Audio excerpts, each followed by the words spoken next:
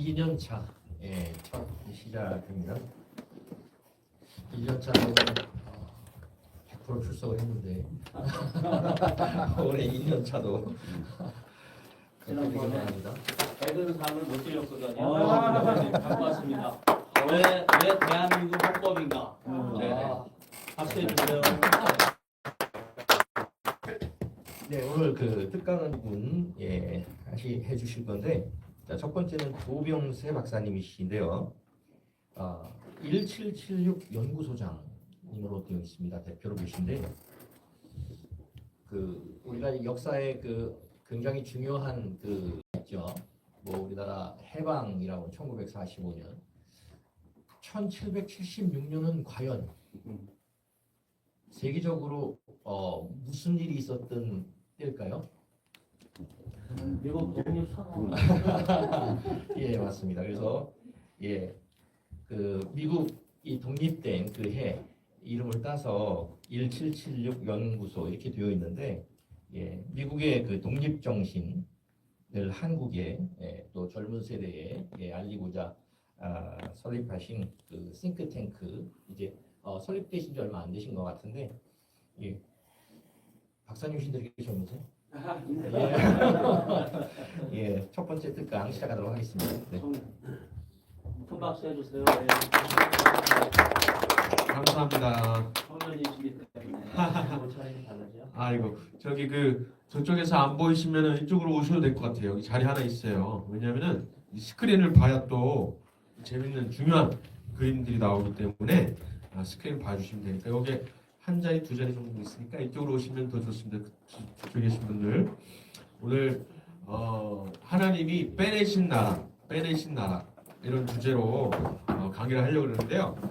한국 이야기도 있지만은 미국 이야기 중심으로 하려고 합니다. 왜냐하면은 1776 말씀해 주셨듯이 미국의 독립을 제가 연구를 하고 미국의 독립 정신을 대한민국에 알리는 일들을 하고 있거든요. 미국의 독립 정신을 아는 것이 우리 대한민국의 자유민주주의를 지키는 것이라고 생각을 하기 때문에 그렇습니다. 여기 특히 이제 혹시 넘기는 게 있나요? 감사합니다. 이 지도가 아니죠. 이 사진이랄까요? 이거 보시면 좀 특이하죠. 이게 좀 여기 나오죠. 뭐가 다르죠? 실제 사진은 아닌 것 같죠. 왜냐하면은 북한이 저렇게 화날 리가 없잖아요, 그죠?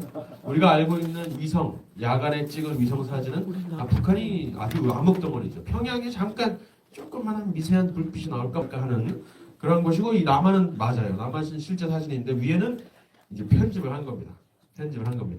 근데 이거 누가 이렇게 멋있게 그려줬을까요? 혹시 아시는 분? 어떤 동영상에서 제가 딱 캡처한 거예요. 너무 감동을 해서 딱 캡처해가지고 제 컴퓨터 스크린으로 쓰고 있는데, 어디에서 했는지 아시는 분? 네?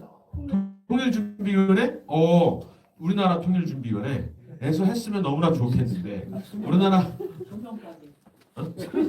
조명가게에서 했다. 맞습니다. 우리나라 통일준비위원회에서 이런 비전을 딱 걸어놓고 이렇게 했으면 좋겠는데, 뭐 통일부나 그랬으면 좋겠는데 그렇지 않아요. 외국인이 해준 거예요. 어디서 했냐면은 미국의 백악관에서 트럼프 대통령 일기 때 싱가포르에서 김정은을 만나잖아요. 오로지 김정은 한 사람을 위해서 잠깐만한 다큐멘터리를 하나 만들었는데 이제 공개가 됐어요. 지금 백악관 홈페이지에 올라와 있었다가 지금 내렸다가 다시 올라왔는데, 이번에 2기 트럼프 대통령이 되면서 그때 김정은 대통령이 아니죠. 김정은한테 이거를 보여주면서 너네 나라도 이렇게 될 수 있어. 핵을 포기하면 너네 나라 이렇게 될 수 있어 하면서 불빛이 까맸다가 불빛이 싹 켜지는 거예요. 너무 트럼프 대통령에 대한 호불호를 떠나서 너무 멋있는 비전이잖아요.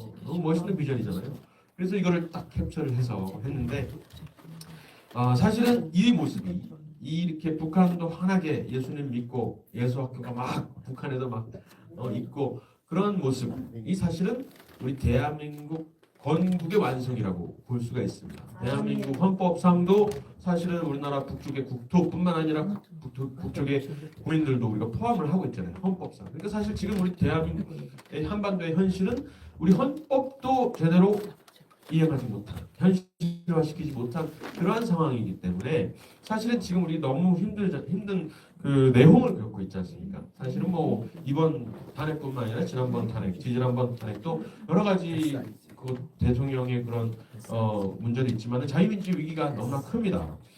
그리고 대통령뿐만이 아니에요. 지금 국무위원 한 30명 중에 10명 이상이 다 탄핵됐거나 뭐 사퇴하거나 없어요. 국방부 장관부터 없어요. 나라를 지켜야 되는. 그러니까 너무나 큰 위기 상황이고 지금 방금 보니까 이번 주 금요일에 이제 탄핵 선고를 한다고 방금 떴더라고요. 너무나 이것을 보고 전 국민이 이렇게 막 마음을 졸이면서 어떤 결과가 나올지 모르지만 이거에 대해서 이렇게 하는 상황이 너무나 안타까운 상황입니다. 그렇지만은 한 가지 확실한 것은 이 비관 속에서도 낙관할 수 있는 우리 기독교인들이 특히 비관 속에서도 낙관할 수 있는 그 이유가 하나님은 우리나라를 축복하신다는 겁니다. 하나님 우리나라 너무나 축복하실 것이다. 우리 대사님께서도 말씀하시고 원장님께 말씀하시지만은 반드시 나라를 축복하실 것이다. 라는 것입니다. 이 말씀이 이제 그것을 너무나 저에게 큰 감동을 줘서 이 말씀으로 뽑았는데 한번 읽어보겠습니다. 이 개역 한글이라서 조금 다른데요. 읽어보겠습니다. 여호와로 자기 하나님으로 삼은 나라 곧 하나님의 기업으로 빼내신 바 된 백성은 복이 있도다. 아멘.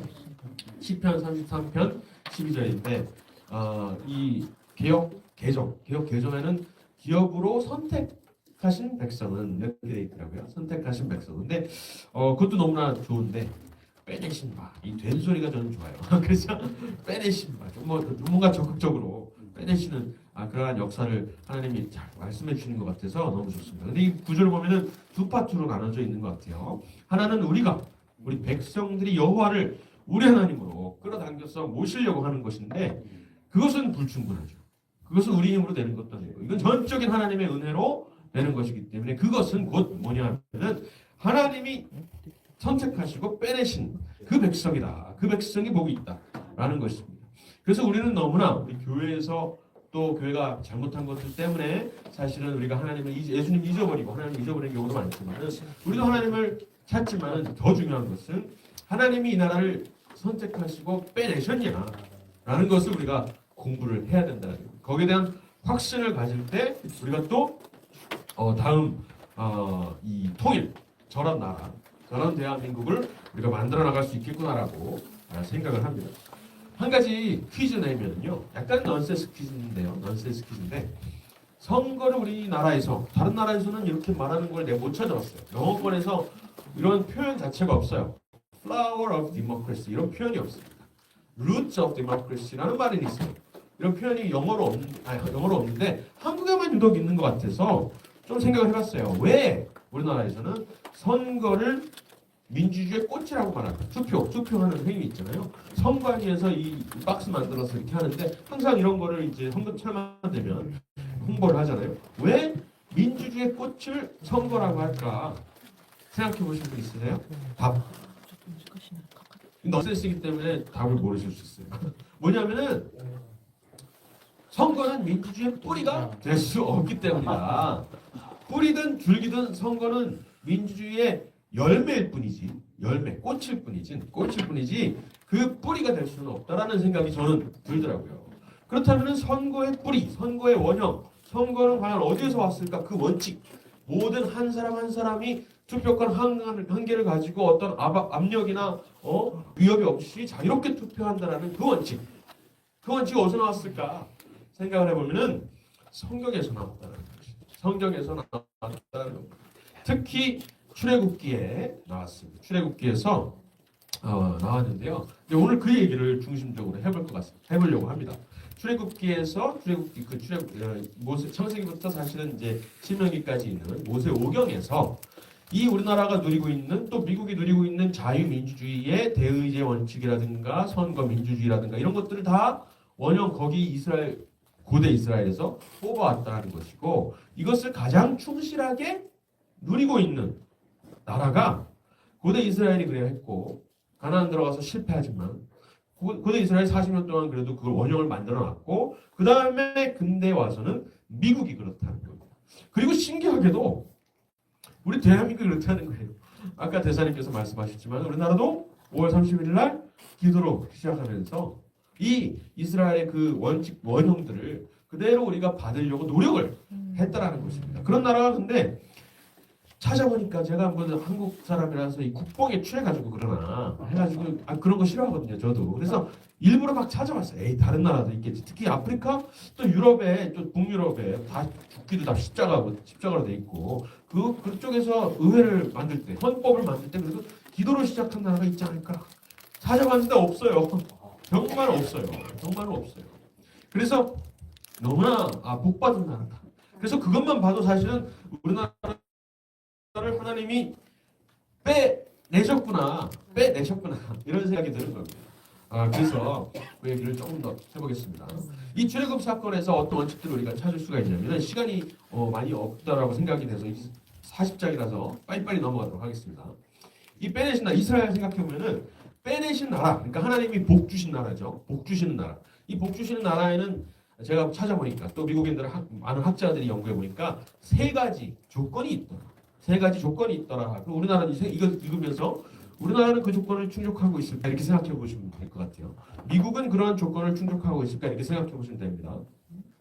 이스라엘의 원형에는 이런 게 있었어요. 우리 다 아시는 아까 이 홍해를 가르면서 참 멋있게 나오잖아요. 너무나 멋있죠? 이 프린스 오브 이집트라는 영화에 나오잖아요. 이 장면인데 결국에는 첫 번째 조건은 뭐냐면은 노예로부터 해방이 돼야 된다.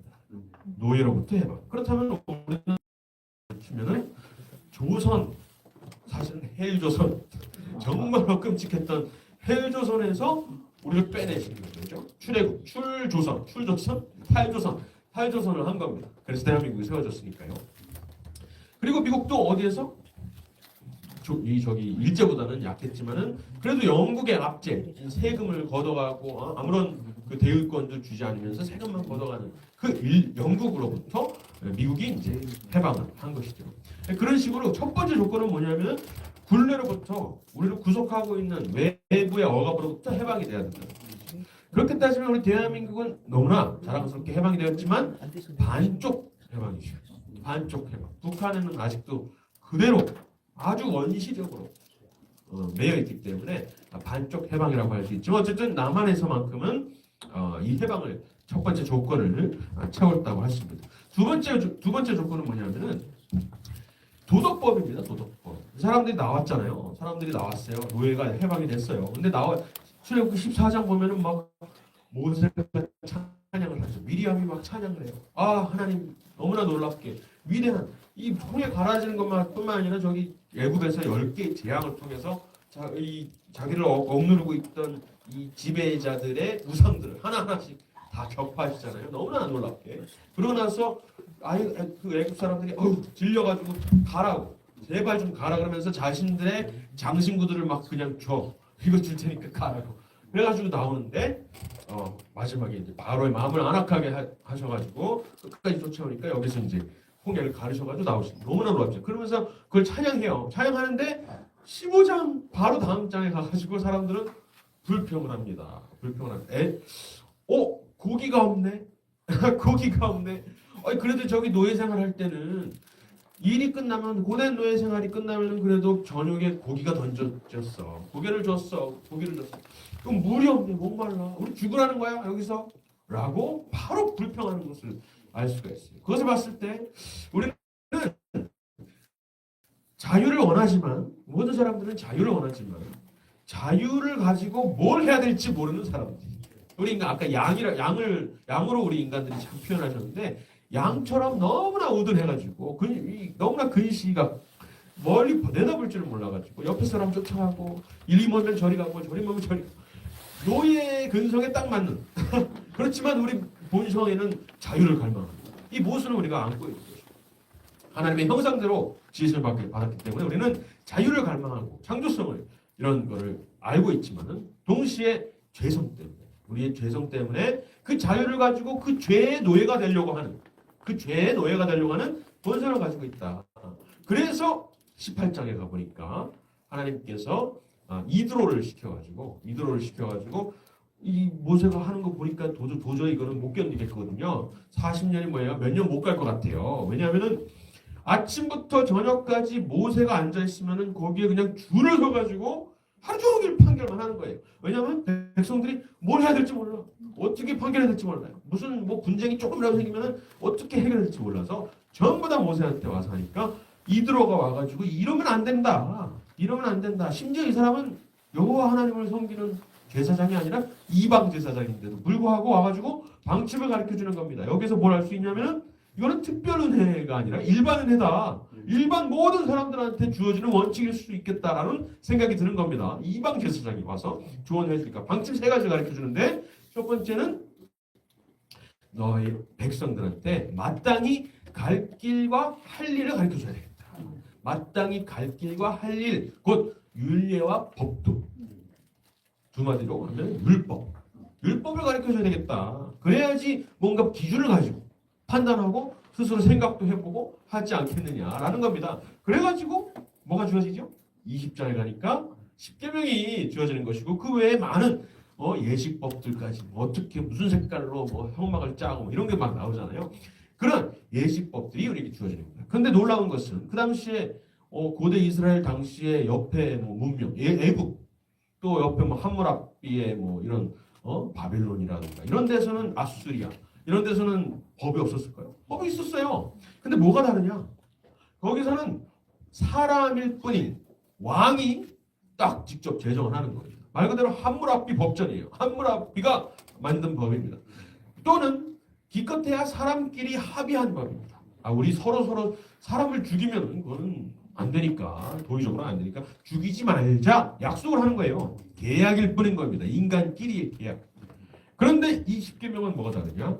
우리 인간보다 위에 있는 도덕적인 존재로부터 내려오는 법이라는 게 유일한 것이고 아주 특별한 것입니다. 이스라엘밖에 없어요. 고대 이스라엘밖에 지금까지도 인류 문명 역사 쭉 훑어봤을 때 유대 기독교밖에 없다는 것이죠. 그것이 우리 특징. 두 번째 조건은 법치다. 근데 그 법은 도덕법이다. 위에 있는 법이다.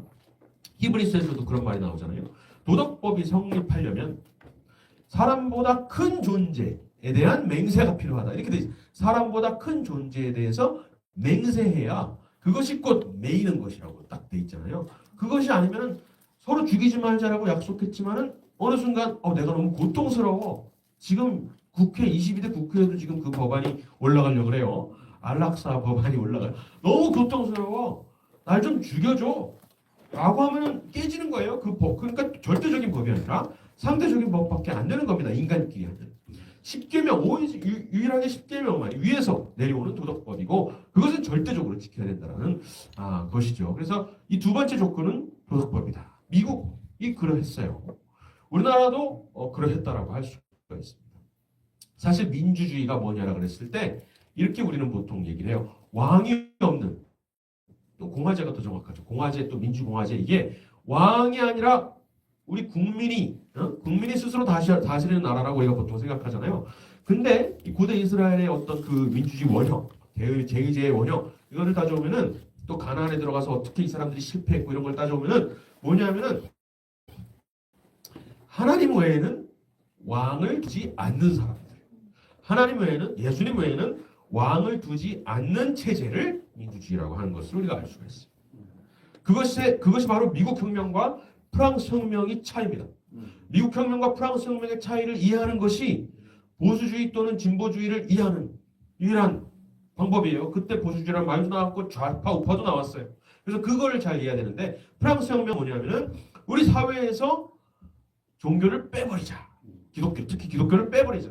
그럴 만한 이유가 있었어요. 왜냐하면 종교랑 정치랑 너무 결탁이 돼 있어가지고 이 종교의 권위를 가지고 사람들을 억압하고 세금을 탈취하고 이런 게 있었기 때문에 그런 역사적 맥락이 있지만은 이 미국 같은 경우에는 그러한 어떤 얽매임으로부터 자유해서 새로운 신대를 위해서 새로운 나라를 시작할 수가 있었기 때문에 특히 세금의 원형을 따라서 나라를 스스로 자치할 수가 있었기 때문에 이게 조화롭게 이루어진 것입니다.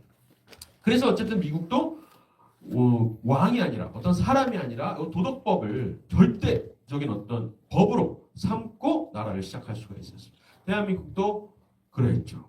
5월 31일 날 재헌 헌법을 만들 때, 그죠? 헌법을 만들 때 기도로 하나님한테 이렇게 말씀하셨어요. 오늘을 맞아가지고 이렇게 우리가 오늘을 맞아가지고 종교가 어떠하든지 간에 이념이 어떠하든지 간에 하나님께 감사드리지 않고 이날을 시작할 수가 없습니다. 이렇게 말했어요. 종로구 의원님 이름을 나와서 기도해 주세요. 이 너무나 감동스러운 이야기. 이거 사실 이 국회에 가면은 딱 전시가 돼 있어요. 교과서에서 다 가르쳐 줘야 돼. 기독교인이 아니더라도 다 배워야 되지 않겠어요? 우리 인간보다 위에 있는 어떤 도덕적 존재, 그것을 우리 기독교에서 특별한 기뻐하심을 입은 특별한 은혜를 입은 사람들은 당연히 여호와 하나님으로 외치겠지만, 어쨌든 밖에 있는 사람들도 이 어떤 위에 있는 어떤 도덕적 존재로부터 받은 법을 따른다는 너무나 명백한 진리, 자유민주주의의 근원이 되는 그 진리를 알아야 하지 않겠어요? 이거 교과서에 넣어야죠. 우리가 기독교를 전파하려고 하는 게 아니라 일반 은혜라도 제대로 누리라고 이거를 알려야 되지 않겠습니까? 그렇습니다. 세 번째 조건. 이게 사실 더 중요한데요. 법을 주셨어요. 그래서 20장에서 출애굽에 법을 주셨는데 그 10계명을 따를 수가 있느냐는 거예요. 우리 힘으로. 그것도 안 돼요. 10계명. 자유를 줘도 자유를 우리 힘으로는 누리지 못하고. 그래서 법을 줬더니 그 법을 따르지도 못하는 겁니다. 10계명. 그렇게 어려운 법 같지도 않은데 따르지를 못해요. 그래서 결국 하나님이 그 다음에 주시는 것이 뭐냐면 성막인 것이. 이제 시내산에서 멀리 법만 내려주고서는 멀리 한번 너희들이 스스로 자치해봐라. 스스로 통치 한번 해봐라가 아니라 하나님이 그냥 우리 중에, 우리 성막 중에 하나님의 임재를 끌어당겨서 이렇게 같이 머물면서 계속해서 세심하게 하나님의 지도하심을 받겠다. 지금으로 치면은 성령님의 인도하심을 받겠다. 그 당시로서는 하나님의 불기둥과 그릇은 이제 끌어내려서 여기에 함께 해주세요 라는 것입니다. 그런데 28장인가 가보면은 하나님의 의도도 그랬던 것을 알 수가 있어요. 내가 너희 하나님이 되고 너희가 나의 백성이 될 것이다. 내가 너희들 중에 거하기 위해서, 내가 너희들 중에 시내산을 멀리서 이렇게 지켜보는 게 아니라 내가 너희들 중에 거하기 위해서 지금 너희를 빼게 했다. 이렇게 말씀하시네요. 하나님의 우리와 함께 하고 싶어 하시는, 우리와 함께 동행하고 싶어 하시는 하나님의 따뜻한 그 의도도 우리가 여기서 또 알 수가 있는 것이죠. 이 세 번째 조건이 중요하다는 겁니다. 이거 무엇을 위해서? 우리 교회 생활을 잘하기 위해서 정도가 아니라 자유민주주의를 지키기 위해서, 자유문명을 지키기 위해서 이 세 가지가 중요하다는 겁니다. 보통 정치학 그 학교에서 가르쳐 줄 때는 법칙까지는 가르쳐 줘요. 법칙까지는. 그래도 헌법이 중요하다. 저기 입헌군주제 왕이 있다 하더라도 왕 위에 법이 있다. 이 정도는 가르쳐 줍니다. 그 외에 다른 입헌군주제가 아닌 진짜 왕이 통치하는 나라나 어떤 종교, 특별한 종교, 특히 이슬람 칼리페이트, 또 아니면 뭐 어떤 이념이 통치하는 저기 공산주의라든가 이런 것들하고는 완전히 다른 자유문명이라고 하면은 전부 다 이 두 번째 조건까지는 다들 인정을 해요. 그런데 이 마지막 예배에 대해서는 종교인들의 것이니까 종교 분리, 종교랑 정치는 분리가 돼야 되니까 종교는 따로 있고 종교인들이 정치 얘기하면 안 되고 정치인들이 종교를 가지면 안 되는 것처럼 지금 얘기가 되고 있죠. 뭐 청문회 같은 거 하면은 창조론 믿어요? 그러면은 막 조롱을 해야 되잖아요. 뭐 어떻게 창조론을 믿을 수가 있어요? 당신은 적합하지 않습니다. 거의 종교 테스트나 마찬가지입니다. 그런 것을 하고 있다는 거예요. 그래서 이 세 가지 조건이, 사탄이 근데 자유민주주의, 자유문명, 우리가 누리고 있는 자유문명을 공격하고 싶어요. 그러면 이 세 개 중에 뭐를 제일 먼저 공격하겠어요? 예배예요, 예배. 예배가 가장 우리 자유문명이 누리는 거에 있어서 가장 약한 고리, weakest link, 가장 약한 고리입니다. 예배와 이 정치 간의 중요성, 이 관계를 다들 간과하고 있기 때문에 그래요. 아까 대사님께서도 말씀하시면 교회가 없으면 나라가 없어요. 성경이 없으면 이런 원칙들이 없잖아요. 도덕 기준이 없잖아요. 그냥 왕이 통치하는 게 차라리 나아요. 플라톤은 사실 그랬어요. 민주주의는 가장 최악의 정치 체제라고. 그런 게 어디 있어요? 기준이 없는데 강한 왕이 있어야지. 뭔가 질서가 잡혀야지. 이렇게 말을 했단 말이죠. 결국에는 성경이 중요하고 교회가 있어야 나라도 있다라는 것입니다. 그런데 이 말을 아까 잠깐 나왔지만은 한경직 목사님께서는 멋있게 말씀하셨어요. 나라보다 교회가 먼저 서는 것은 당연한 순리다. 이렇게 말씀하셨어요. 교회보다 나라가 먼저 서는 것. 그런데 따지고 보니까 같은 한 설교문에서 이렇게 말씀해요. 한경직 목사님께서 따지고 보니까 그렇게 세워진 나라가 세워지기 전에 교회가 세워진 나라는 이스라엘이 그랬고 미국이 그랬고 지금 우리 대한민국이 그렇다. 46년에 하신 설교인데 지금 우리나라가 그렇다. 이렇게 말씀하세요. 48년 건국이 되기 2년 전에 하신 설교 말씀에서 그렇게 말씀하시는 거예요. 지금 우리나라가 건국 도상에 이르렀는데 어떤 나라가 될 것이냐 이거를 막 고민하고 있는데 따지고 보니까 70년 전에 교회가 먼저 와 있는 거예요. 지금은 40년이죠. 그 부활절에 아펜젤러 또 언도 선교사님 오신 지 140주년인데 올해 이번 달이네요. 4월 달이에요. 그걸 또 기념하고 있는데 그때 치르면 70년 전에 이 한경영 목사님 설교하실 때 70년 전에 보니까 교회가 먼저 와서 그 전에 그래도 위에서부터 혁명은 많이 시도를 했잖아요. 갑신정변이라든가 이런 게 있었는데 가부개혁이라든가 몇 가지 시도는 있었지만 위에서부터 내려오는 혁명이었기 때문에 이게 제대로 안 되고 실패하고 그랬었는데 뿌리부터 밑에서부터 일어나는 개혁과 혁명과 독립정신이 있는데 그것은 교회로 가능하다는 것을 한경지 목사님께서 보시고 우리나라는 하나님이 선택하시고 빼내신 나라구나 라는 것에서 확신을 하셨다라는 것입니다. 우리가 그 확신을 좀 우리가 회복해야 될 것 같습니다. 그래서 세 가지 조건을 지금부터 이제 증거를 몇 가지 알려드릴게요. 미국이 정말 과연 이 출애굽의 원형을 따라서 건국을 했느냐? 이건 1776년에 독립선언을 했죠. 177 연구소. 그 다음에 이제 1787년 딱 10년 후에 헌법을 만듭니다. 미국이 헌법을 만들어요. 기준은 1789년에 나지만은 어쨌든 만드는 건 1787년입니다. 그때 어떤 나라를 진짜 고대 이스라엘 출애굽기를 참고를 했을지를 증거를 몇 개만 알려드리면요. 미국의 국장이 지금 이거잖아요. 독수리. 어딜 가나 미국은 독수리로 다 상징이 됩니다. 독수리. 미국의 seal, Great Seal이라고 그러는데 왜 독수리일까라는 것에 대해서 의견이 아주 분분합니다. 학자들이. 사실은 다들 솔직하게 손을 얹고 얘기하면 다 알아요. 답을 알아. 근데 그 말을 못해.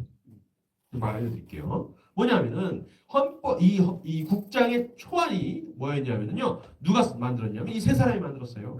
요 왼쪽에 앉아 계신 벤자민 프랭클린, $100짜리 지폐에 들어가 계신 벤자민 프랭클린이고 중간에 머리가 벗겨진 분은 존 애덤스, 2대 대통령 될 사람입니다. 1대 대통령은 조지 워싱턴 장군이니까 학자는 아닙니다. 이렇게 사령관이고 그리고 만장일치로 그냥 되는 거예요. 2대부터 이제 본격적으로 선거인단이 선출을 하게 되는데 2대 대통령, 여기는 3대 대통령 토마스 제퍼슨입니다. 이 세 사람이 처음에 독립선언서를 써왔어요. 1776년에. 그래서 이 써온 사람들한테 그날 저녁, 그날이 언제죠? 7월 4일, 4th of July. 7월 4일 날 저녁에 이 세 사람을 불러다가 너희들이 독립정신도 써왔, 독립선언문도 써왔으니까 너희들이 이 미국에 건국되는 그 미국의 이 속성, 미국의 정체성 이걸 너희들이 가장 잘 알 수 있으니까 너희들이 한번 우리 국장의 초안을 한번 그려와라고 말을 합니다. 미션을 주는 거예요. 그래서 3인, 이 세 명의 3인위원회라는 거를 만들어서 갑니다. 가가지고 그 당시에 있었던 도상학, 헤럴드리, 도상학을 막 연구를 해요. 여러 나라의 국장들을 막 참고를 해서 만들어가지고 두 달 만에 그림을 하나 가져와요. 근데 가져오는 그림이 뭐냐면은 놀랍게도 이거예요. 8월 20일 날 한 달 조금 넘어가지고 이 그림을 가져오는데 이 그림은 뭔가요?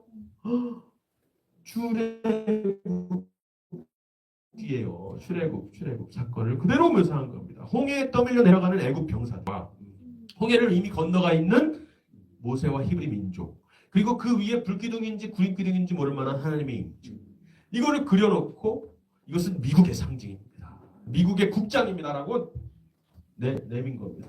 너무나 놀랍지 않아요? 정확한 증거가 되지 않겠습니까? 지금 미국에서는 근데 요 그림 완벽하게 나와 있는 이 위키피디아도 나와 있는 걸 지우려고 노력을 하고 있어요. 여러분, 독립기념관, 필라델피아에 있는 독립기념관에 가면 이 독수리가 있기까지 독수리가 최종 아니잖아요. 지금 완성본 이게 초안이에요. 이 중간에 한 5가지 초안들이 있어요. 이거 해볼까? 저거 해볼까? 하다가 막판에 급하게 왜냐하면 독립전쟁만 하다가 1781년에 갑자기 영국이 합의를 해버려요. 영국이 그러면 너희 독립 선언해줄게. 독립 확인해줄게 하면서 전쟁을 포기해버려요. 여러 가지 이유 때문에. 그때 갑자기 아직 우리 국장도 안 만들었는데 왜냐하면 국장이 중요하거든요. 사인하려면 국장을 딱 찍고 국장이 준비가 안 됐어. 아유 지금 더 이상 논의 끝내고 독수리로 해 라고 딱 정해진단 말이에요. 그 사이에 여러 가지 문양이 있는데 독립기념관에 필라델피아 가보면은 여러 가지 초안들이 다 전시가 돼 있는데 제일 첫 번째 초안이 빠져 있어요. 이게 빠져 있어요. 너무나 안타깝죠. 그래서 내가 관장을 불렀어요. 이 연구 177 연구소 소장이 그러면서 내가 이거 연구하는 사람인데 왜 첫 번째 이거 없느냐 사진 막 보여주면서 이 사진이 왜 없느냐 그러니까 보고 속삭이면서 이거 붙이면은 어떤 특정 종교의 사람들이 불편해합니다. 이렇게 말하는 거예요. 이게 무슨 소리예요? 불편하든 말든 뭐 어쨌든 역사적 사실인데 왜 이걸 지워요? 이게 뭐냐?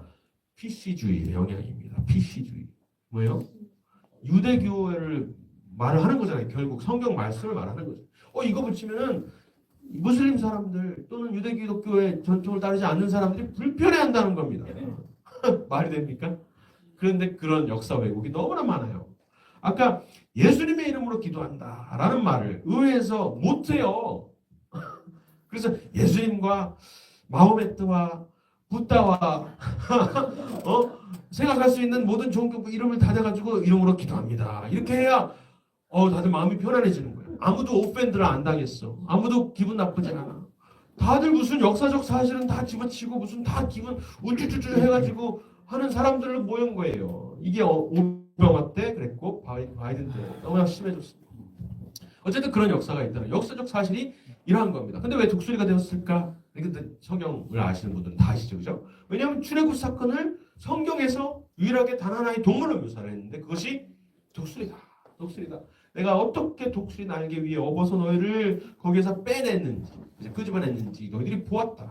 너희들이 보았느냐. 독수리는 곧 출애굽을 상징하는 것이기 때문에 독수리가 되었다. 어디 학술 논문을 봐도 이걸 찾을 수가 없습니다. 통과가 안 돼요. 이거 써서 내면은 통과가 안 돼요. 학계가 다 작용화되었고 미국은 태어나지 말았어야 될 나라라고 하는 사람들이 많고 우리 대한민국도 마찬가지지만 그렇습니다. 정말 심각하죠. 이 역사적 사실을 부끄럽거나 누군가가 불편해한다고 해서 말을 못하는 상황입니다. 그것뿐만이 아니에요. 그 당시에 역사적 이 문헌들 있죠. 정치 문헌들. 1770년에 독립을 하고 1787년에 헌법을 만들었으니까 그 전후에 한 15년 정도, 40년 정도, 1760년부터 1800년, 40년 정도에 생산된 미국 그 13개 그 콜로니에서 생산된 정치 문헌들을 다 끄집어왔어요. 제가 했다는 게 아니라 도나는 루트라는 학자가 했어요. 뽑아내가지고 이걸 빅데이터를 돌려본 거예요. 그래 보니까는 우리가 아는 존 록, 그죠? 몽테스큐에 그리고 또 블랙스톤 이런 유명한 법 철학자 또는 이 정치 철학자들이 인용이 됐던 것을 알 수가 있어요. 그런데 루트라는 학자가 이 연구 빅데이터 돌린 이 학자가 기독교인이었어요. 그런데 생각해 보니까 이 문헌을 읽다 보니까 이거 아무나 못 읽어요. 옛날 구어체로 돼 있기 때문에 되게 어렵습니다. 읽다 보니까는 이 구조는 내가 어디서 많이 봤는데 이렇게 해서 이거 잠깐만 출애굽기 몇 장 몇 절 말씀이잖아. 이거 신명기 몇 장 몇 절 말씀이잖아. 이런 식으로 다 대조를 해본 거예요. 요즘 같으면은 가로하고 출 18 땡땡 뭐 이렇게 했을 것 같은데 그때는 그런 기록이 전혀 없어요. 성경을 모르는 사람이 보면은 성경에서 인용하지 모르고 뭐 그럴듯한 좋은 말인가 보다 이렇게 생각하는데 성경을 아는 사람이 보니까 이거 다 성경 구절이 완전히 덧칠돼 있는 거예요. 그래가지고 그걸 다 세보니까 존 로크나 몽테스큐에나 블랙스톤을 인용한 것보다 모세랑 바울을 인용한 것이 압도적으로 많은 겁니다. 2배 이상 많은 거예요. 모세라면은 뭐겠어요? 창세기부터 신명기까지 모세오경을 말하는 거고 바울은 뭐겠어요? 바울 서신을 말하는 겁니다. 그 외에도 시편, 다윗, 그죠? 시편 말씀, 이사야서 이런 것들을 정말 많이 인용했다는 것을 우리가 발견을 했다는 겁니다. 너무나 넓죠? 근데 결국에는 미국이 뭐예요? 자유민주주의 종주국이잖아요. 지금까지도 현존하고 있는 그 종주국을 세울 때 가장 많이 참고한 것이 성경이었다. 그러니 기독교인이 아니더라도 자유문명을 누리려면 성경을 배워야 되는 거예요. 이게 전도하기도 너무나 쉬워요. 자유문명에 살고 있으면은 성경을 알아야 되니까 전도하기도 너무나 쉽죠. 전도의 방법이 될 수도 있습니다. 실제로 이거 공부하다가 많은 학자들이 기독교 신앙을 회복합니다. 그런 증언들이 많아요. 그래서 신앙을 회복하고 그러한 방향으로 이제 본격적으로 논문 좀 써볼까 하면은 학계에서 받아주지 않아요. 지금 그런 상황이 너무나 많습니다. 루츠도 이 정치학 미국 정치사 해보라고 아주 유명한 잡지에다가 이 논문을 냈어요. 얼떨결에 받아준 거예요. 그 다음부터 학계에서 사라졌습니다. 받아주질 않아요. 그 다음부터 이미 써낸 거는 빼낼 수가 없고 어쨌든 그게 그래도 남아 있습니다. 아주 큰 업적을 이루신 거죠. 그래서 이렇게 말씀하시는 겁니다. 링컨 대통령도 오늘 시편 33편 말씀을 가지고 연설을 하셨었는데 성경이 증거하고 모든 인류 역사를 통해서 입증하는 숭고한 진리는 무엇이냐면은 여호와를 하나님으로 삼는 나라들만이 축복을 받는다는 사실이다. 이것은 우리 미국이 증거하고 있는 것이고 아직까지 모르셨겠지만 지금 대한민국이 증거하고 있는 것이다. 많은 말씀하셨지만 시간상 저는 이걸 볼 때마다 돌들이 외치리라라는 생각이 들어요. 이 의회에서 어떤 목사가 나와가지고 예수님과 마호메트와 붓다 이런 걸로 기도를 한 거예요. 너무나 안타깝죠. 여기서 많은 사람 우리 이승만 대통령부터 시작해서 우리나라 대통령 5명이 여기서 연설도 하고 있는데 이 건물이 이 사람들이 잠잠하니까 건물이 외칩니다. 돌들이 외칩니다. 어떻게 외치냐면은 이 복도 있잖아요. 이 복도에 문이 있는데 그 문 위에 모세가 그려져 있어요. 근데 이걸 말하면은 많은 사람들이 뭐라 그러냐면은 아이고야 모세만 있는 게 아니에요. 거기에는 20명의 모세 빼고 20명의 다른 입법자들의 얼굴도 있어요. 이렇게 말을 합니다. 맞는 말이에요. 왜냐하면 여기 이 중간 도로 말고 21개의 입구가 있어요. 입구. 원형 극장이거든요. 원형 그 챔버인데 그래서 그 문 위마다 입법자가 한 명씩 있는 거예요. 인류 역사를 통틀어서 이게 세워진 게 1920년인데 그때 당시에 있었던 인류가 생각할 수 있는 모든 입법자들 여기다 다 모아놓은 겁니다. 여기 보면은 토마스 제퍼슨도 있고 조지 메이슨도 있고 또 함무라비도 있어요. 심지어 우리 동양의 공자도 있어요. 솔롱, 그리스의 솔롱 이런 사람들이 다 있어요. 그러면서 말하는 겁니다. 모세가 특별한 게 아니야. 다 있어. 인류 역사상. 이렇게 말을 해요. 거짓말입니다. 왜냐하면 모세를 빼고는 다 연모양을 하고 있네요. 그죠? 연모양을 하고 있어요. 그런데 그냥 연모양을 하고 있다 그러면 또 거짓말이에요. 전부 다 중간에 있는 모세를 바라보고 있는 겁니다. 이게 놀라운 겁니다. 돌들이 외치리라. 전부 다 중간에 있는 모세를 향해서 바라보고 있는 이 건축가의 의도는 뭐냐면은 입법부잖아요. 그러니까 입법의 최고봉에는 하나님께서 내려주신 십계명이 있다는 것을 건축자가 말을 하는 겁니다.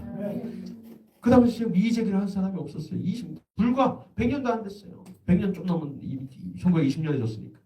이거를 지난 100년 동안 공산주의든 뭐든 여러 가지 이념적인 말도 안 되는 것들로 다 지금 이거 말도 못하게 한다는 것이죠. 근데 마지막까지는 그래도 외쳐야 되는 사람들이 누구예요? 교회는 외쳐야죠. 이 성경에서 말하는 진리인데.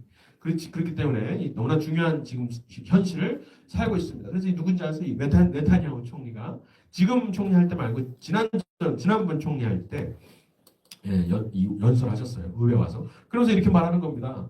내가 걸어온 복도 위를 봐라. 너네 나라랑 우리나라랑 똑같은 입법 원칙을 가지고 있다. 이렇게 말을 했었어요. 근데 신기하게도 우리나라도 그렇다는 것이죠. 그 뒤에 의회 건물 바로 뒤에 뭐가 있어요? 대법원이 있습니다. 연방 대법원. 최고. 이 사법부의 최고봉이죠. 그죠? 입법부 말했고 사법부 최고봉인데 거기 꼭대기에도 누가 있냐면은 모세가 십계명을 들고 앉아 있습니다. 교회에서 강의를 하면은 이 양옆에 있는 사람은 누굴까요? 이렇게 물어보면 전부 다 아론과 훌이라고 말해요. 근데 아론과 훌이 아니에요. 한쪽은 공장, 이쪽은 솔롱.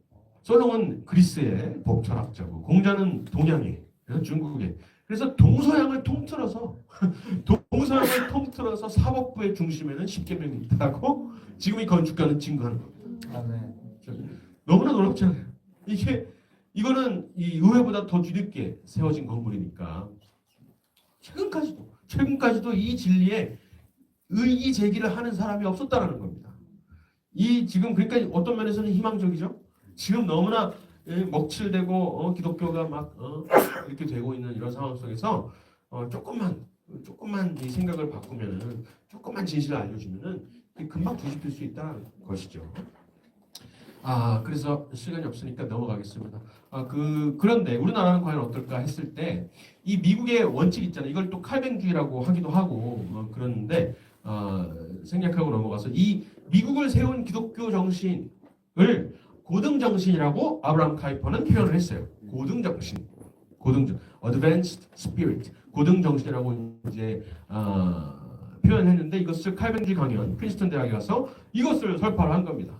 모든 영역, 단 한 뼘도 빼지 않고 모든 정치, 사회, 문화의 모든 영역에서 그리스도의 주권이 통치하지 않는 것은 없다. 이렇게 선포를 하시잖아요. 이게 이제 우리나라에서는 영역 주권이라고 많이 알려져 있는데 정치도 마찬가지다라고 말하는 겁니다. 정치 영역에서도 이 기독교의 정신은 특히 미국 내가 총리했던 저기 네덜란드도 그렇고 또 미국에서는 이 정치 원칙이 나라를 세웠다 이 말을 하는 겁니다. 그러면서 프린스턴 신학교에서 칼뱅주의 붐이 일어나요. 칼뱅주의 붐이 일어나가지고 막 전부 다 칼뱅주의 공부하기 시작해요. 물론 그게 몇십 년 안 갑니다. 몇십 년 안 가고 타락해가지고 거기서 메이천이나 이런 워필드 이런 학자들이 빠져나와가지고 웨스트민스터를 태우잖아요. 그게 어쨌든 그 우리나라에 또 큰 영향을 미치는데 어쨌든 그때 한창 프린스턴 신학교의 칼뱅주의 붐이 막 일었을 때 누가 오시냐면 이승만 대통령께서 오시는 거예요. 10년 뒤에 딱 아브라함 카이퍼가 1898년 이 칼뱅주의 강연을 한 다음에 10년 후에 한창 심지어 학생들이 이 감명을 받아가지고 칼뱅 클럽을 만들어요. 칼뱅 클럽은 뭐냐? 이 아브라함 카이퍼가 그때 칼뱅주의 강연에서 맨 마지막에 결론이 뭐냐면요. 이 advanced spirit, 이 고등 정신이 앞으로 아마 이슬람권으로 갈 것 같아. 태평양에서 지금 경건하게 기다리고 있다라고 말을 해요. 이게 지금 동양의 네덜란드를 거쳐서 영국을 거쳐서 미국에 왔잖아요. 미국을 건국했잖아요. 이제 서부 진출을 해가지고 태평양까지 왔는데 태평양에서 지금 거룩하게 하나님의 뜻을 기다리고 있다. 이렇게 말을 합니다. 그러면서 아마 이슬람으로 가지 않을까. 왜냐하면 그 당시에 아브라함 카이퍼 생각에는 중국에 대한 묘사도 있는데 중국은 아주 야만적이고 문명이 아니라고 생각했어요. 이슬람이 그래도 문명이 좀 있기 때문에 문명이 발달했기 때문에 이슬람을 할 것 같다. 또 한 가지 가설은 뭐냐면은 여기는 다민족 국가이기 때문에 미국으로 많은 나라의 사람들이 와서 이 고등 정신을 배워서 이 기독교에 입각한 정치 철학 이거를 배워서 각 나라에 가서 나라를 세우지 않겠느냐 이렇게 말을 해요. 두 번째 예언이 실현이 되는 거예요. 10년 뒤에 이승만 대통령이 여기 오는 겁니다. 여기 와가지고 공부를 하시는 겁니다. 여기서 칼뱅 클럽에 숙식을 하는데 칼뱅 클럽은 뭐예요? 그 당시 아브라함 카이퍼의 강연을 듣고 감명받은 사람들이 프린스턴에 오는 이 프린스턴 신학교뿐만 아니라 프린스턴 대학교도 포함입니다. 구분이 뭐였어요? 그 당시에는 프린스턴에 오는 모든 유학생들한테 숙식을 제공하자. 돈을 모아서 숙박과 식비를 쿠폰 같은 거 줘가지고 식사를 해결해 주는 거예요. 거기에서 수혜받은 사람이 이승만 대통령인 겁니다. 그러면서 칼뱅주의를 얘기 안 했겠어요. 그리고 신학교에 가면 지금 프린스턴 대학에는 법과 철학을 공부했다고 돼 있는데 프린스턴 신학교에 가도 이승만 대통령의 기록이 있어요. 거기에서 히브리어, 헬러 이런 것들을 공부했다는 그다음 우리나라에서 유명한 워필드라든가 이런 사람들한테 보스 이런 사람들한테 공부를 했던 기록이 있습니다.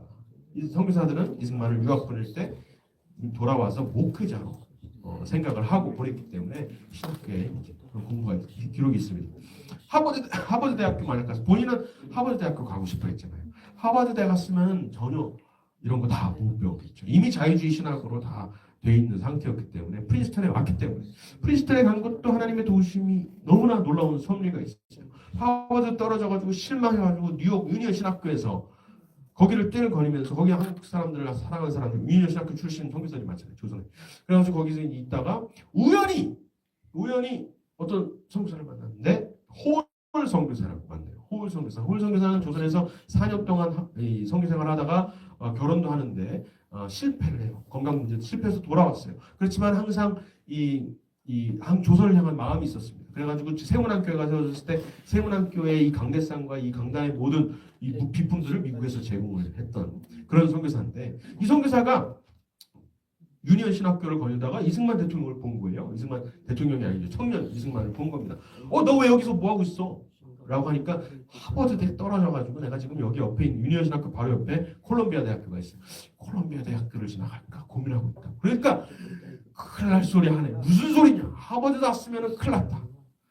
콜롬비아 가서도 큰일 났다.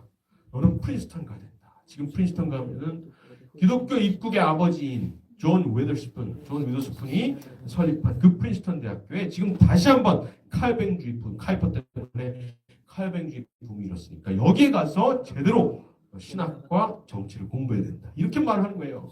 그래가지고 긴가민가 했어요. 이승만 대통령이 진짜 말을 따라야 되나? 그리고 숙소에 가서 자고 일어났는데 문 밑에 봉투가 하나 들어와 있는 거예요. 그 열어보니까 프린스턴으로 가는 티켓을 홀 선교사가 사서 아주 강권적으로 가라고 한 겁니다. 이게 단지 프린스턴 홀 선교사가 홀 선교사가 자기가 프린스턴 출신이라서 그런 게 아니라 정말로 프린스턴 대학교에 가야 정말 제대로 된 기독교 입국론을 배울 수 있을 것이라고 믿었던 것이죠. 그래서 프린스턴에 가는 거예요. 이것을 어떻게 우리가 봤을 때 사람의 역사라고 할 수가 있어요. 하나님이 너무나 세심하게 이 나라를 관여하시고 보살펴 주시고 역사를 이끌어 주셨다는 것이 증명이 되는 겁니다.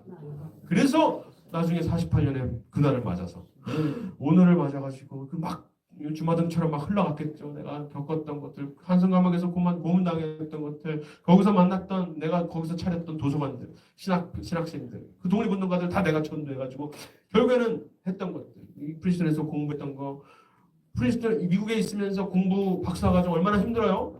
그러는데 이승만 그 청년이 설교했던 거, 그러니까 돌아다니면서 조선의 독립을 위해서 간증하고 설교했던 거를 쭉 세보니까 평균 일주일에 2번 평균 일주일에 2번꼴로 미국에 있을 때, 본토에 있을 때, 하와이 있을 때는 아니고 본토에 있을 때 평균 일주일에 2번꼴로 간증을 한 거예요.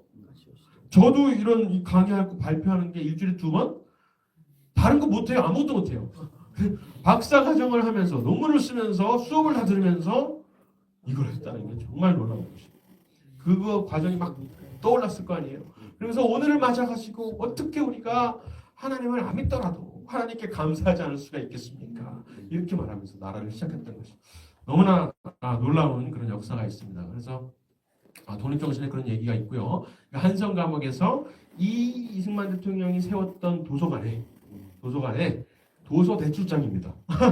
이거를 불과 3년 전에 이상재 같이 옥살이를 했던 월남 이상재의 손자가 자기 가품으로 가지고 있다가 이거를 독립기념관에다가 기증을 했어요. 이제 와서 진작에 좀 했으면 우리가 연구를 했을 텐데 여기서 읽어봤던 그 사람들이 이승만, 김구도 있고요. 이상재도 있고 뭐 김용만 이런 사람도 있을 거 아니에요. 이 사람들이 무슨 책을 가장 많이 읽었을지가 이걸 보면 알 수가 있잖아요. 도서 대출 기록이니까.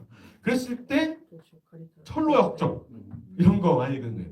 가장 많이 읽었던 것은 제임스 게일 선교사가 카나다 출신 장로교 선교사가 써신 유몽천자라는 게 있습니다. 여기 있나? 여기 있네. 유몽천자는 뭐냐면은 한글을 조선인들한테 가르쳐주기 위한 한글 교과서입니다. 한글 교과서는 우리 조선 사람들이 먼저 만든 게 아니라 만주에 있는 로스 선교사와 언더우드 선교사가 일본에서 만들었고, 그리고 이 본토 땅에 들어와서는 제임스 게일 선교사가 세 번째로 만들었어요. 이것도 참 놀라워요. 아까 한글 얘기하셨는데, 그죠? 한글 얘기하셨는데 한글의 부흥은 우리가 세종대왕을 기를 게 아니라 선교사들을 기려야 됩니다.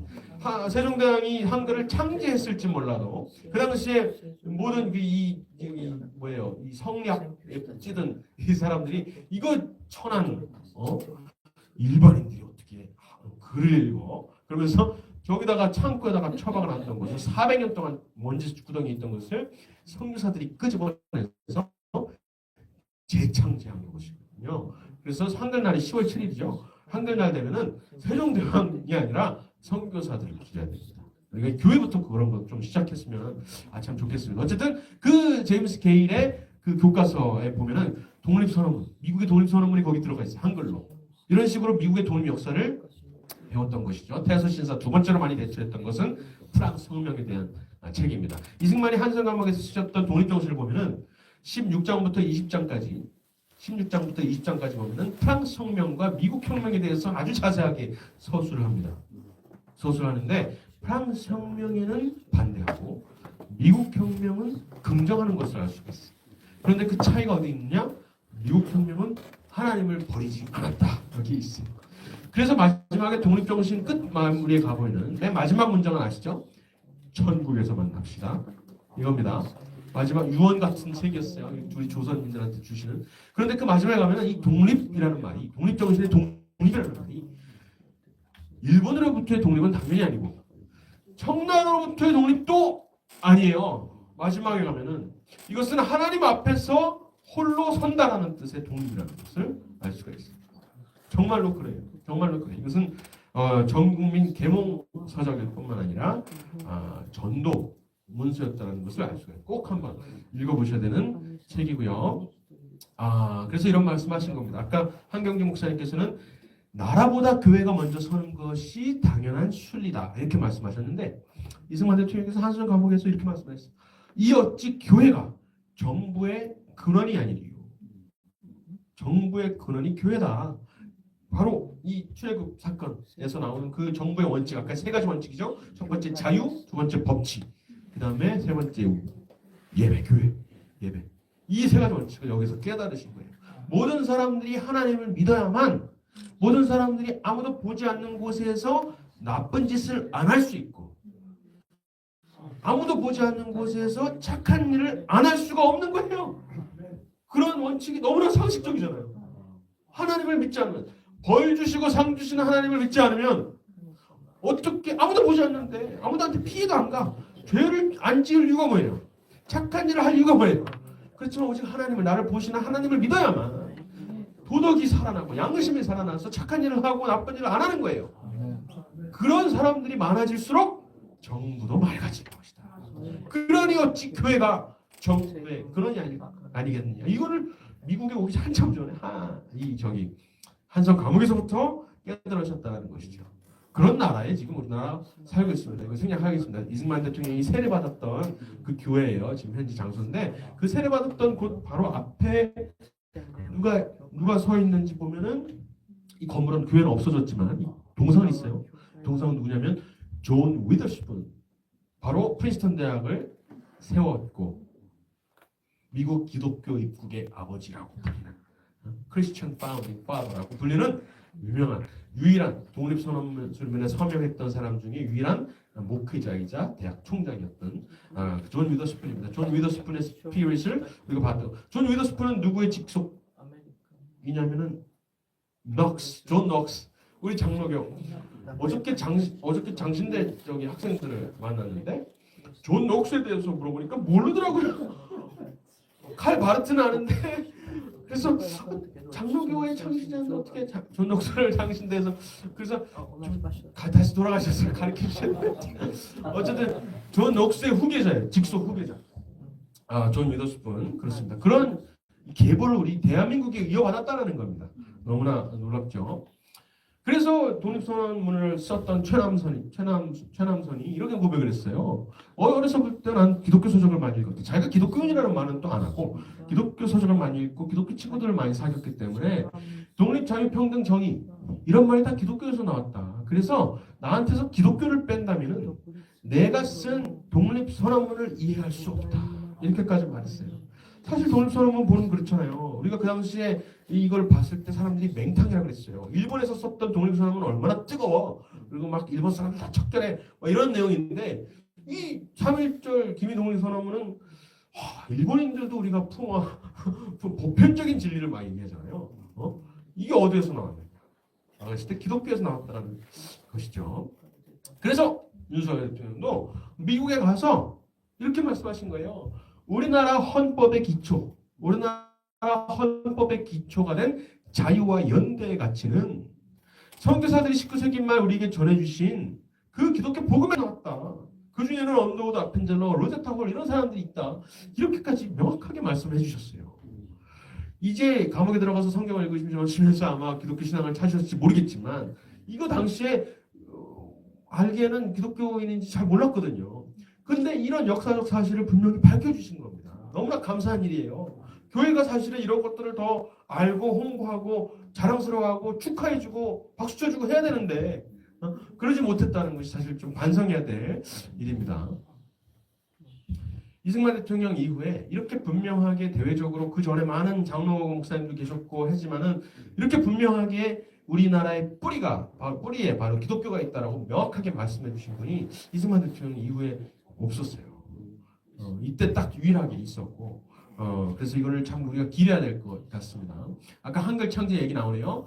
10월 7일 되면은 모든 우리나라 교회에서는 이 세종대왕 모형 만들고 막 세종대왕 기를 게 아니라 이 세 사람 존 로스, 호머 할버트 그리고 제임스 게일 이 세 사람을 기려야 됩니다. 이 세 사람이 한글 교과서도 만들어줬을 뿐만 아니라 한글을 재창제했어요. 제임스 게일 선교사가 나중에 돌아가가지고 이런 설교를 해요. 450년 전에 이 한글을 이 조선 땅에 만들어주신 것은 하나님이다. 450년 동안 썩어있던 것에다가 우리가 그 질그릇에다가 우리가 하나님의 복음을 담았다. 왜냐면 최초로 단행본으로 나왔는데 다 나온 게 한글로 나온 단행본이 성경이거든요. 성경을 담은 거예요. 그러니 다들 멸시했잖아요. 선비들은 다 멸시했어. 한글 뭐 알 필요 없어. 근데 이 평민들이 왜 이걸 한글을 읽겠어요? 왜 공부하겠어요? 근데 저 서양 사람들이 가장 자기네들의 가장 보배라고 생각하는 그 보물을 이 한글로 거기다가 담은 거예요. 질그릇이란 한글이라는 질그릇에다 그 보배를 여기다 담아줬기 때문에 평민들이 안 읽을 수가 없어요. 도대체 저들이 전하는 게 뭔지 배워보니까 너무 쉬워. 너무 쉽고 금방 익히고. 그래서 한글이 대중화될 수가 있었던 것이거든요. 대중화. 이거 너무나 놀라운 역사입니다. 그래서 제임스 게일이 그 선교사 보고할 때 이런 말을 해요. 훗날 이게 1910몇 년에 쓰신 건데 훗날 이 한국 문학이 창달하게 되어서 전 세계에 퍼지게 될 때는 그 한국 문학의 그 첫 번째 스텝이 바로 성경을 한글로 번역한 것으로 기록돼야 될 것이다. 이렇게 말씀하셨습니다. 근데 그렇게 우리가 그렇게 기념을 하고 있느냐는 것이죠. 근데 이거 누가 하겠어요? 저 일반 은혜를 누리고 있는 저 바깥 사람들이 어떻게 하겠어요? 우리가 교회가 이거 해야 된다는 것입니다. 첫 번째 선거도 마찬가지예요. 5월 10일 날, 5월 30일 날 그 모여 있었던 그 재원 의회들을 5월 10일 날 뽑았는데 이때 90몇 프로의 선거율을 투표율이 있었다 그래요. 근데 이때 선거라는 개념을 다 알고 있었다는 거죠. 자유선거, 비밀선거, 남녀평등선거 이런 게 다 개념이 있었다는 거예요. 어떻게 알고 있었냐면은 선거라는 것을 교회에서 연습을 했거든요. 특히 장로교회에서. 세운한교회 1887년에서 2년에 세운한교회 조직교회에서는 언더우드 선교사 뒷뜰에서 2명의 장로를 선출하는데 언더우드 세운한교회 지하에 가면은 거 엄청나게 멋있게 지었잖아요. 그 지하에 가면 박물관이 있어요. 역사 박물관. 언더우드 선교사 집 뒷뜰에서 2명의 장로를 선출하는데 언더우드 선교사가 2명 딱 골라가지고 한 게 아니에요. 성도들이 몇 명 없는 성도들이 추대를 해서 뽑았다는 거예요. 선출을 했다는 거죠. 선거의 개념 모든 사람들이 평민인데도 불구하고 백정도 할 거 없이 전부 다 한 사람이 하나씩 투표권이 주어진다. 이것은 자유롭게 할 수 있다라는 것이 정말로 문명의 충돌이었다라는 것인데 그것을 배웠고 그것 때문에 조선의 이 신분제가 완전히 철폐된 거예요. 48년 이전부터. 이러니 어찌 교회가 정부의 근원이 아니라고 말할 수가 있습니다. 그렇죠? 이런 놀라운 이야기도 아시죠? 이자익 목사님은 이 조덕삼 장로님 집에 머슴이에요. 머슴. 둘 다 같은 교회를 출석했어요. 그런데 가서 두 명이 다 동시에 장로로 추대를 받았어요. 투표를 했더니 조덕삼 집사님은 떨어졌어. 근데 이 머슴은 장로로 선출된 거예요. 그래가지고 어떡하지? 이 조덕삼 장로 집사님이 교회를 떠나버리시는 거 아닌가? 그러면 이 새로 선출된 장로님도 교회를 못 다니는 거 아닌가? 그랬을 때 조덕삼 집사님 나오셔가지고 무슨 소리입니까? 우리 집에서는 머슴일지 몰라도 이 교회에서는 내가 장로로 모시겠습니다. 이거 완전히 조선의 이 신분제가 카스트 제도가 철폐가 돼 교회를 통해서 철폐가 되는 겁니다. 여기에서 그리고 그 다음에 이 조덕삼 집사님도 장로로 또 선출이 됐어요. 나란히 성로가 되는데 이 조덕삼 장로님께서 자기 집의 머슴인 이 너무 아까운 거예요. 자기보다 훨씬 신앙 좋고 그래서 이자익 장로님을 모든 돈을 다 들여가지고 평양 신학교로 공부를 보냅니다. 그래가지고 목사가 돼요. 그런데 더 놀라운 것은 자기가 장로로 섬기고 있는 그 교회에서 두 번째 목사로 그 자기 집의 머슴이었던 자기가 돈 줘서 훈련시켰고 자기보다 앞서서 장로가 됐던 그 이자익 목사님을 2대 목사로 초빙을 해서 다시 목사로 섬기는 거예요. 이런 역사가 우리 대한민국에 있었다는 것이고 교과서에 들어가야 되지 않겠어요? 어쨌든 그런 놀라운 역사, 백성춘 놀라운 얘기죠. 넘어가도록 하겠습니다. 그렇게 나라가 세워졌고 한국 교회는 대한민국의 뿌리이자 주역이자 원동력이다. 이런 표현을 너무나 멋있는 말을 쓰셨는데 어디서 나오냐면은 한국교회 핍박이라는 책이 있습니다. 한국교회 핍박 이승만 대통령이 1913년에 하와이에 가자마자 쓰신 책인데 이 책은 일제가 백오인 사건이나 이런 것들을 묘사하는 건데 일제가 우리 교회들을 너무 핍박해요. 이거를 미국 사람들한테 고발하는 책이 아니에요. 이거는 한글로 쓰여져 있어요. 독립정신 재팬 인사이드 아웃 이거 영어로 써있는데 미국 사람들을 위해서 이건 한글로 써져 있어요. 한국인들을 위한 책이에요. 밖에다 고발하는 책이 아니라는 겁니다. 한국교회 핍박 이 내용은 뭐냐면은 교회가 곧 정부의 근원이다. 이 내용을 풀어 쓴 겁니다. 왜 저렇게 일제가 교회를 특별히 핍박하는지 따지고 보니까 바로 교회가 자유사상을 전파하는 곳이기 때문에 그렇다. 그 얘기를 하는 겁니다. 그러면서 첫 번째 서문에서 뭐라고 말씀하시냐면 교회가 잘하는 일을 내가 말하겠다. 여기 있네요. 교회가 잘하는 일, 교회가 잘못한 일이 아니라 잘하는 일을 말하고 앞으로 계속해서 해야 될 일, 그걸 여기서 8가지로 말을 해요. 근데 이게 우리한테 지금 우리 대한민국한테 주어지는 말씀으로 딱 정확하게 주어집니다. 교회는 자유롭게 모일 수 있는 장소이다. 그 당시엔 그런 때가 없었죠. 근데 우리 교회에서 막 코로나 때 자유롭게 못 모이게 했었잖아요. 이런 거 우리가 경각심을 가지고 경각심을 가져야 된다는 것이죠. 두 번째, 왕성한 활동력이 있다. 무기력한 백성들을 깨워준다. 세 번째, 합심하는 능력이 있다. 교단 간의 차이는 있지만 어쨌든 때가 되면은 작년 12.7 같은 경우에 때가 되면은 모이잖아요. 어쨌든 합심하는 능력이 있다. 국민들의 음란, 방탕, 마약 그때는 마약이 없으면 술, 담배를 너무 많이 썼는데 우리나라 교회가 특별한 게 뭐냐면은 술, 담배를 금지했잖아요. 그러면서 이 도덕적으로 건강이나 이런 것들을 지켰다라는 것이죠. 다섯 번째, 청년 교육에 힘쓴다. 다음 세대 교육에 힘쓰는 데가 어디 있어요? 그 당시에도 없었고 지금도 사실 교회만큼 하는 데가 없고 우상을 섬기지 않는다. 그러니까 일본이 보기에는 천황을 못 섬기니까 물론 실사참배 여기 큰 죄악이 있지만은 덕성과 정의를 갖춘 높은 도덕심을 가르쳐준다. 높은 아주 최고의 선교사들이 특히 이 한국에 조선에 오셔가지고 그리고 마지막으로 혁명사상의 풍조를 가르쳐준다. 그렇기 때문에 일본이 봤을 때 한국교회는 독립사상을 배양하는 곳이요 한국교회는 장래 혁명을 주창할 자들이기 때문이다. 그래서 한국교회를 이렇게 핍박한다. 백오인 사건 이런 거 날조해가지고 막 했다라는 것이죠. 그래서 결국에는 교회가 정부의 근원이다 이 말씀입니다.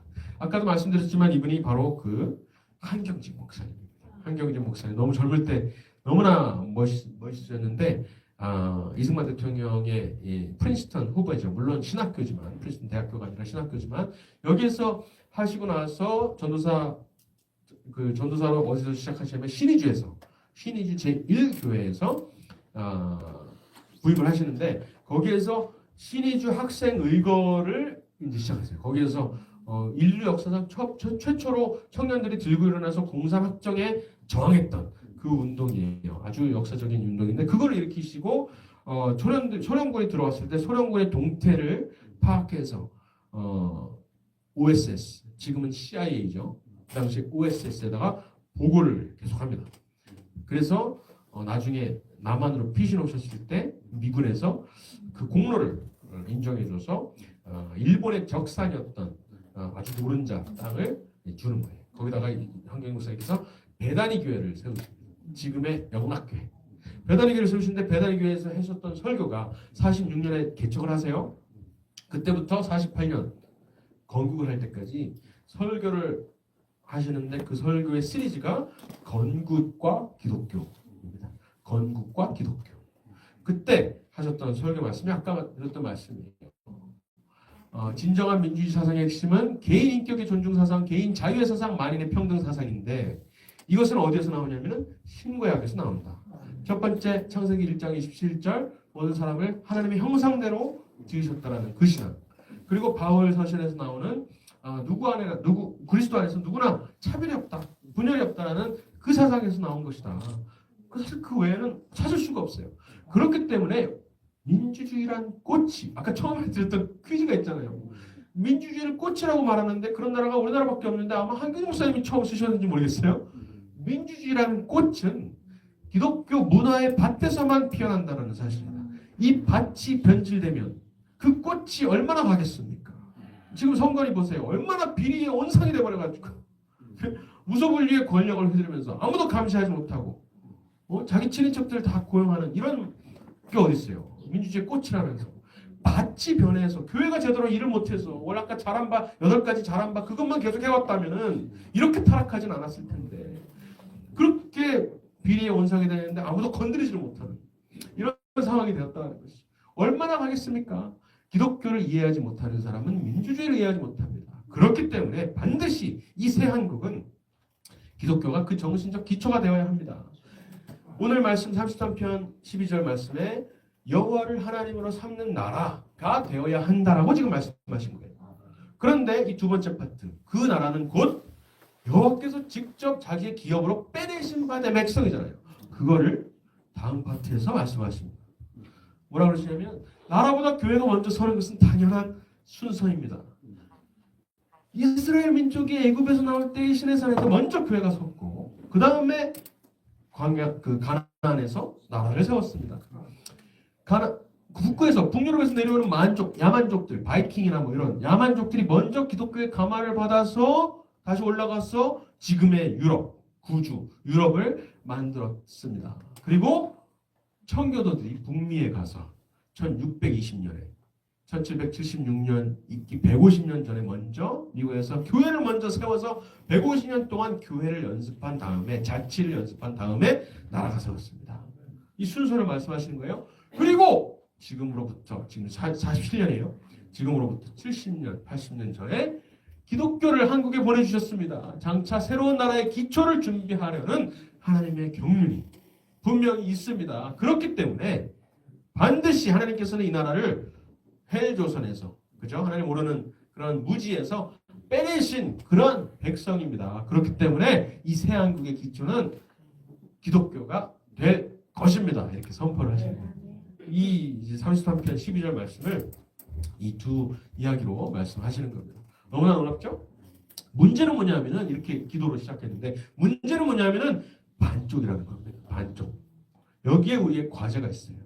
사실은 지금 헌법이 완성이 안 된 상태라 그랬잖아요. 이것은 사실은 한편으로 보면은 희망적입니다. 왜냐하면은 지금 우리가 겪고 있는 뭐 탄핵과 위기와 자유민주주의 정체성의 혼란과 이런 것들이 아직 우리나라가 건국되지 않았다라는 것을 또 어떤 면에서는 반증하고 있기 때문에 그렇습니다. 우리의 과제는 결국에는 저 북한에 있는 동포들, 북한에 있는 국토를 회복할 때 우리의 건국이 완성이 되는 것이기 때문에 따지고 보면은 건국의 전쟁이 그 건국 도상의 3년에서 끝나는 것이 아니라 지금까지 75년째 건국 전쟁을 하고 있구나. 라고 이해를 하면 납득이 되는 거예요. 이것은 체제 전쟁일 정도가 아니라 건국 전쟁이구나. 정말 하나님의 진리, 성경에 입각한 그 진리 위에, 그 권사 도덕 위에 제대로 된 나라를 세우는 그 과정이구나 라고 생각하면 조금 더 마음이 편해짐과 동시에 우리가 무엇을 해야 되는지 드러나는 거예요. 교회는 제 할 일을 하면 돼요. 교회는 원래 제 할 일을 하면 됩니다. 회개할 것을 회개하고, 그죠? 신도참 이런 걸 회개하고 하면 되겠습니다. 그래서 통일한국은 모두가 북한에 있는 사람들이 지금 일부 정치권에서는 교회를 북한에 세우는 그런 나라가 아니라 통일한국은 남한에도 김일성 동상이 세워지는 곳을 꿈꾸는지 모르겠어요. 이상한 통일을 생각하고 있어요. 우리가 생각하는 통일은 그런 게 아닙니다. 우리 생각하는 통일은 다른 빛이 막 찬란하게 있는 것도 있지만 제일 중요한 거는 교회가 자유롭게 북한의 곳곳에 세워지는 거. 그게 바로 통일입니다. 그래서 그거를 만들어야 되겠고요. 그것이 우리에게 주신 사명이다. 자유는 공짜가 아닙니다. 우리에게 주어진 그 놀라운 70년의 축복과 번영은 공짜가 아니에요. 우리에게는 그에 따르는 사명이 있다는 것인데 그것은 북한의 해방입니다. 북한의 해방은 자연스럽게, 자연적으로 중국의 해방과 회교권의 복음화, 그리고 복음이 결국 이스라엘로 돌아가는 것의 돌파구가 되는 것입니다. 그래서 지도만 펴놓고 봐도 우리나라 한반도의 위치가 너무나 하나님의 선교 역사에서 큰 자리를 차지한다는 것이죠. 이런 것만 봐도 하나님께서 이 나라를 택하셨구나. 이 나라는 복받은 나라구나. 이 복을 하나하나 누리고 만들어 나가는 것은 우리 교회의 몫이구나라는 것이 분명하겠습니다. 강의 마치겠습니다. 감사합니다.